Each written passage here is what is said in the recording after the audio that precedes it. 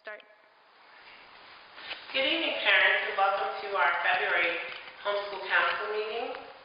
The purpose of our meeting today is to discuss the new regulations and requirements for safety evacuation and also the anti-bullying plan.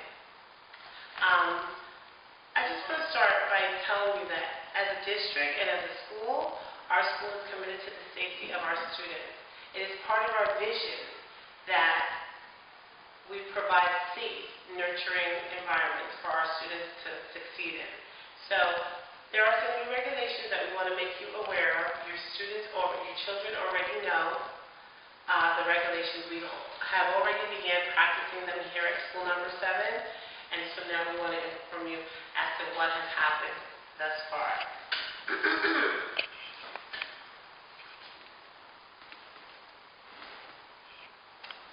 The new regulations that are in place now are about fire safety and evacuation. It was created by a joint group of individuals. The New Jersey Department of Education, the Office of Homeland Security, the State Police of New Jersey, along with the New Jersey Education Association. So it's a combined effort of all of these organizations to create safer schools. The regulations will take effect on November 1st, 2010, so you know that they have already started. And for a regular school year, which is 10 months, we will have 20 drills or practices. These practices will also take place during the summer session. The types of drills that we're talking about here at school number 7 are fire drills, which we will have once per month. Just like when you were in school, do you remember going and having your fire drills and going outside? We still do that, and we will have those once per month. Bomb threats, the drills for the bomb threats will be twice a year. A lockdown procedure will be twice a year. A drill called an active shooter drill will be twice a year. And an evacuation to another location will be twice a year. I just want to spend some time and discuss, there are many changes that have happened in our world, as you know, and you watch the news and you see, that schools sometimes are the target of violence. And so we need to make sure that our children are prepared and ready for any situation that might happen. Oftentimes there's something going on outside of the school, and we want to be prepared for that. So that's why we have the joint committees there have come together to create such new drills. We want our children to be prepared. We don't want them to be afraid of what's going on. And so we're now working through these different drills. First drill, which you're all very familiar with, is the fire drill.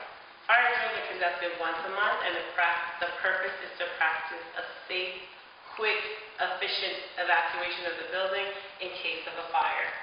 The teachers are instructed to close the doors and the windows and to shut off the lights to minimize all damage. The next drill, which might be new, is a bomb threat drill. And a bomb threat drill is similar to a fire drill, where there's a quick, safe, efficient moving of the children, evacuating of the children. The only difference is that the teachers are instructed not to touch the light switches at all. If they're off, they remain off. If they're on, they remain on. And to open the windows and the doors to minimize the effects of a blast if there was one. A lockdown procedure is when the students quickly and quietly move to a safe area in the classroom. They remain calm, they remain quiet. And the purpose could be that there's just an intruder in the building, or there's some unsafe activity that's going on around the school. Teachers are instructed to lock their doors and lock their windows, and the students are in a safe hiding place.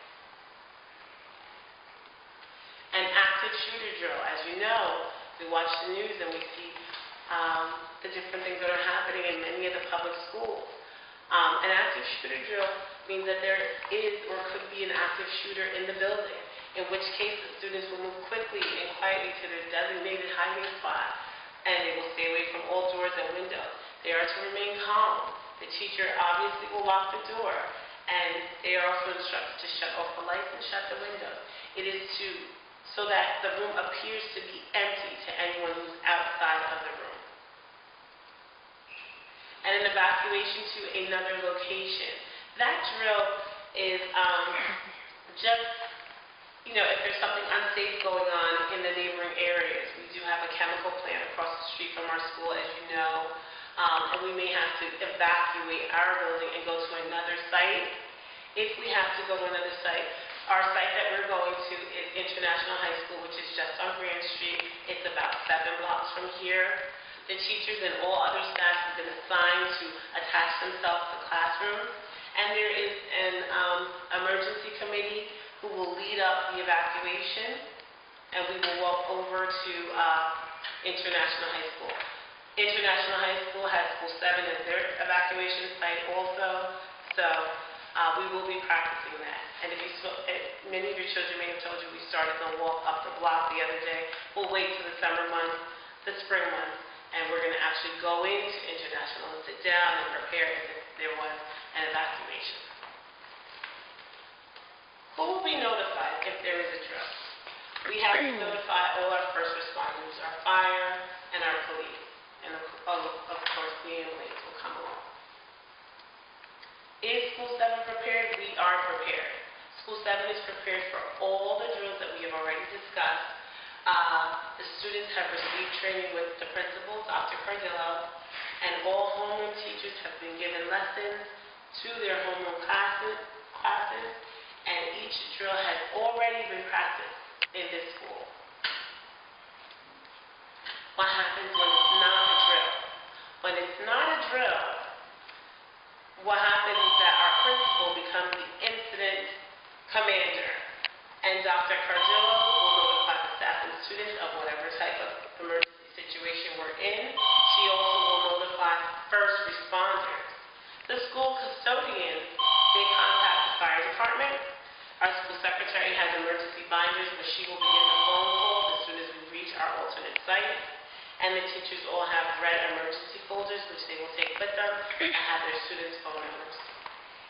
The emergency committee, as we already spoke before, will lead up the evacuation, and they have access to the principal by phone.